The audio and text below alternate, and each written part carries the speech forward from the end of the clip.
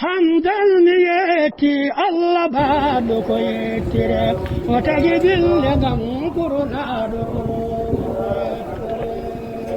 eyyi ceerno Siraji no mbiɗen ni en puɗɗinoma jubbude seeɗa e hol ceerno Alhaji Bayla nde saaha mo mbatten visite rawda o nde en puɗɗinoma haalde hen seeɗa kono noon eɗen jiiɗi ko ɓuuri ɗum yonde hol gonɗo ceerno Alhaji Bayla Sow. Alhaji Bayla Sow ko goto e Fuutankoɓe goto kadi e almuɗo ceerno ko almuɗo ceerno Baro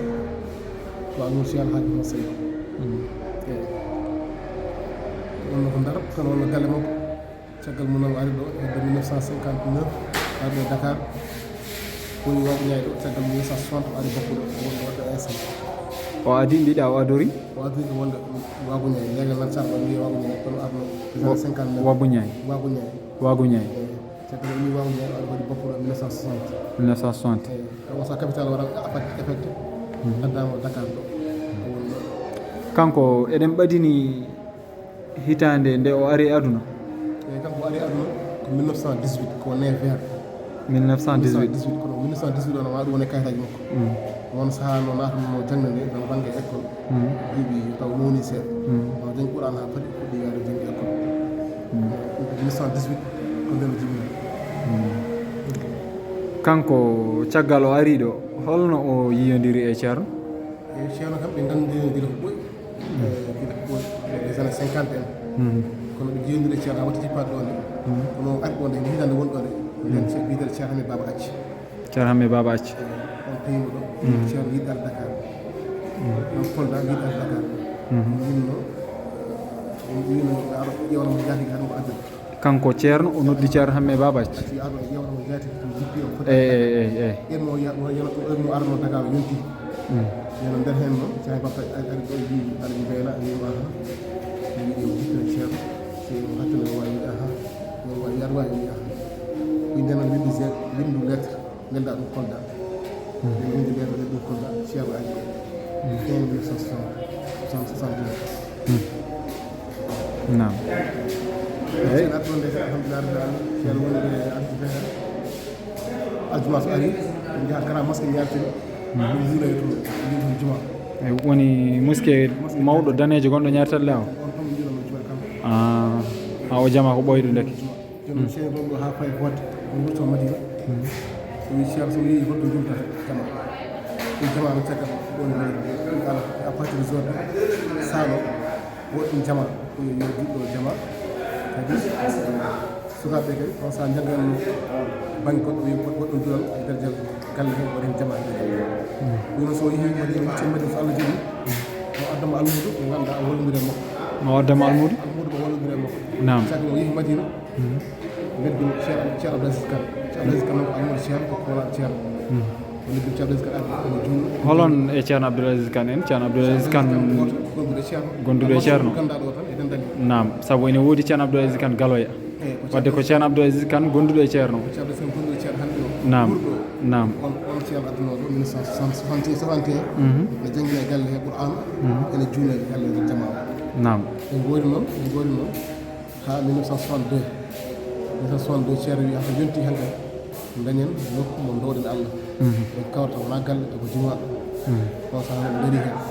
nokku oɗon ne hewno yiɓe ɗum nokku o idno hufde ɗum ko Mauritanie kadi juulanno ɗo 1953 54 nden batte julde ɗo nokku o wiyatno Guy Mouride wiyatno ɗo jurno iidi korɗo e iidi taske mais juula mera juɗɗo farine terrain wonno terrain mo ganduɗa yimɓe mbaɗe conférence uji ɓe pette hen bal ɓe mbaɗe ɓe sumbu guende ɗum wonno terrain he eyi sono gorno aɓe ƴeewa nokku on saaha ni ɓe mbawi on saaha mama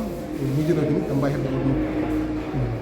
o wi ha hen goto wiitel Almari Jaw wiye won demande wi won kanko on saaha Alhaji Bayla wonno ko conseil wonno ko ministére de l'économie ministére de l'économie et des finances ok kanko wonno conseiller technique ministére de l'économie et des finances oɗo woni président commission domaniale président commission domaniale kam toppito leyɗele ɗe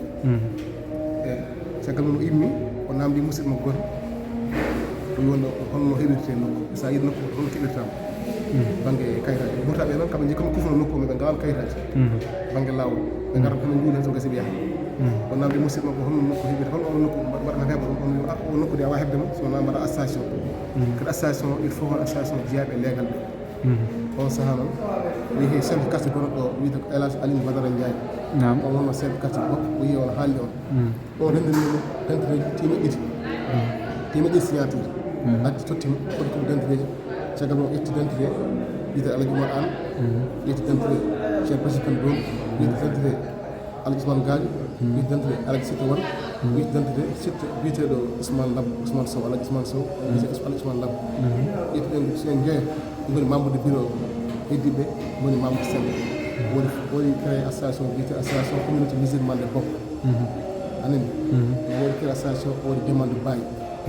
1971 wonno fami mi yeehi ha 1973 ko nden bawi o yalti no bawi yalti nden o yeehi ha cheikh haji mo seydi o wima alhamdulillah rabbil alamin ko jiitaɗen ko en dañi ɗum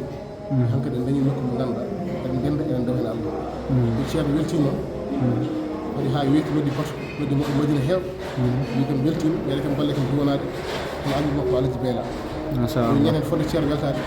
ceerno sakki ko fati e jawhatul kamal ɗum duwoni ceerno sakiri fati e jawhatul kamal cheikh alaji ɗum ɗum sakki allahu akbar mi ñimi ɗon cheikh acci ga on saaha juma madina on no mahe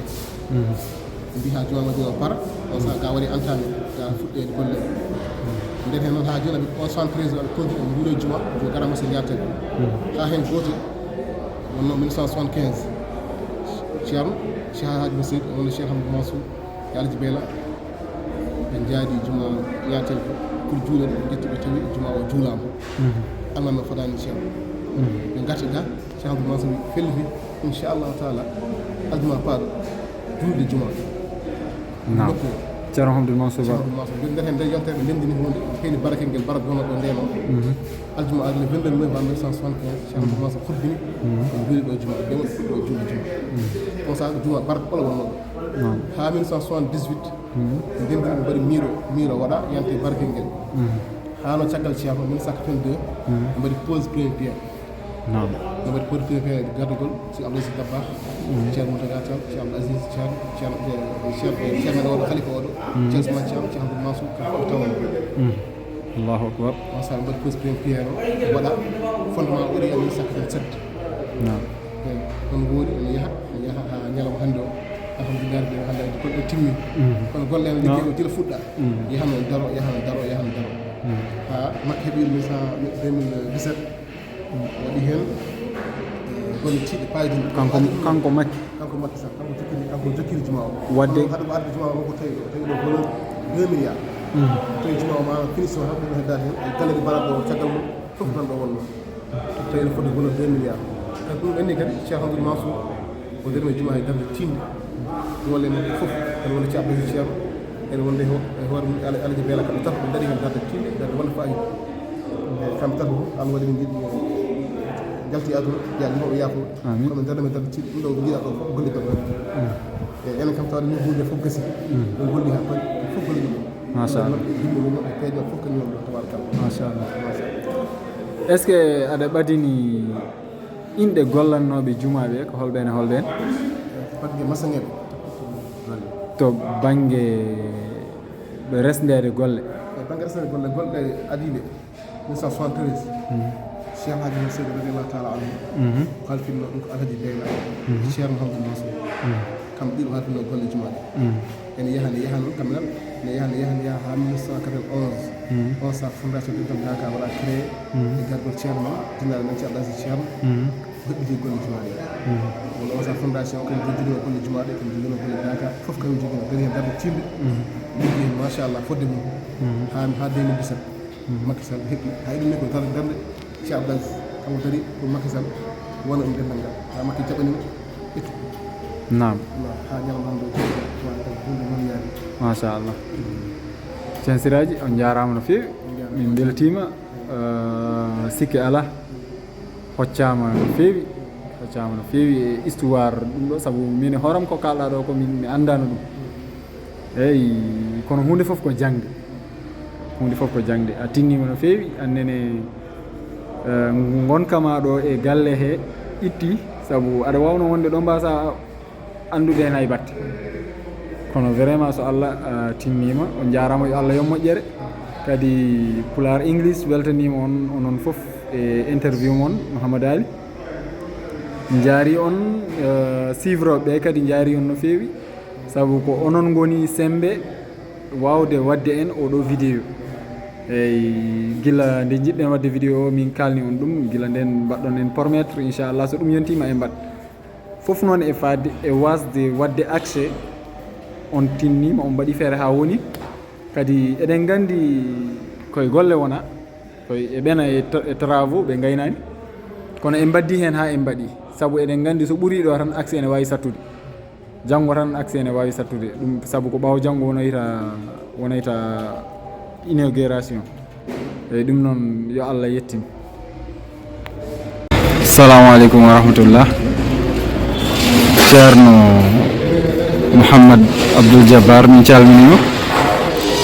min juuroma min ñagoma duwaw kadi emin jinno weddade namde seeɗa ko faati e golle juma o gila to ko ganduɗon hen fodde e puɗɗogol e garɗugol muɗum hande no wayi. Waaleykum salam wa rahmatullahi taala wa barakatuh. Kadi fof tan en jetti Allah no feewi no feewi no feewi. Allah ñawnande en golle ɗe kadi ha jettima ɗo hande oɗo ñalawma o ɓooyi fandede o ɓooyi fandede kono hunde fof koye ñawore Allah woni hunde fof koye juuɗe Allah woni. Allah moyi oɗo saaha ñalawma fadde noon ɓooyi e yimɓe ne jooɗino ñalawma tawn no foɗino yettade guila e ɗumnaji ɓennuɗi kono tawi Allah ko mum oɗo saaha o ñaari ñalawma o yettade tawi kadi no ñawani heew yinnoɓe kawtoyɗo ɗo ñalawma kawtude kono noon ɓe woddi Allah ɓe kawtorama e anniyaji mabɓe sabu golle gasɗoɗe kañƴe fof ɓe gasi ɗon golle mabɓe ala kulli haalin ɓe yetti Allah no feewi ɓe jettima ko suuɗi e ko feeñi ɓe ñaagui Allah so bakkiraɓe nelaɗo sallllahu alayhi wa sallam barke radiallahu taala kewɗen naftorto ɗo ko juuti ɓe ñaagui Allah en naftorto kadi moƴƴere ceerno men bakkariɗo sallllahu alayhi wa sallam golle ɗe hannde kala jiiɗo noɗe mbayi ene yetti Allah ine welti yimɓe fof noon wona tan yimɓe dental ngal ko yimɓe ɓe fof yimɓe wuro ngo fof kala birkiɗo cikka ha mataw ko kañum goto waɗana golle ɗe a yiɗe jomum weltare a yiɗe jomum softere hunde nde ene hawni no wayi ɗum noon o yettore Allah mawde heddi an kadi ko ɓeydade fiinade tan sabu eɗen jiyatno eɗen nana saaha ko ceerno en ni ceerno Bassirou radiallahu taala no joɗinamo ɗo omo wiya wonde dental ngal ɓame on dañi saaha fof e nder haalaji makko omo wiya ɓame on dañi o saaha fof on ɓeydo feeñ saaha fof on ɓeydo lahde hande on ɓame on dañi e yii omo ɓeydilla bakkar machallah heddi tan ko ƴesgo dental ngal kam goɗɗo mbiye kanko en ɓeydi jinnade ɓe gonno e dow muɗum koɓe tawno jinna ene goni e dow muɗum e sunna o e tijariya o e dental ngal wawde artude ɗum no ceerno e Bassirou radiallahu taala herjinirno en yimɓe e yimɓe ɓe jinnade ɗum noon ƴesgo dental ngal sifa keeriɗo e dental ngal e dendagal yimɓe fof e sifa kuftindirɗo on tan hankkadi yimɓe ɓeyduɓe herjinede golle ɗe noon gari ha ɗum ko heddi ko ɗum ne heewi ɓesgu dental ngal ko foti wadde on kulli haadi fin hardis oɗo alhaali firani tan tawde to gasi tan hankkadi en gasni kandiyaji can mawɓe ne heewi nde wonno tan fof ko projet ji mekki radio sécurité locale tan fof ko projet ji ene mbawi wiide projet jama o timma fof ina wayno hannde ɗo gasi ma Allah wayi en o wayi jiɗiruɗen ni walla ko ɓuri ni jiɗiruɗen hen ɗum ɗo wonani sona seeɗa nder projet aji o seydi radiallahu taala bale delta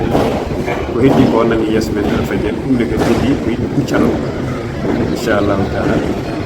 ko ɗum jiɗiren ɓeydi hen assalamu aleykum wa rahmatullahi taala wa barakatuh waaleykum assalam wa rahmatullahi wa barakatuh من جن هو ناسي اللهم صل على سيدنا محمد وسلم خيرا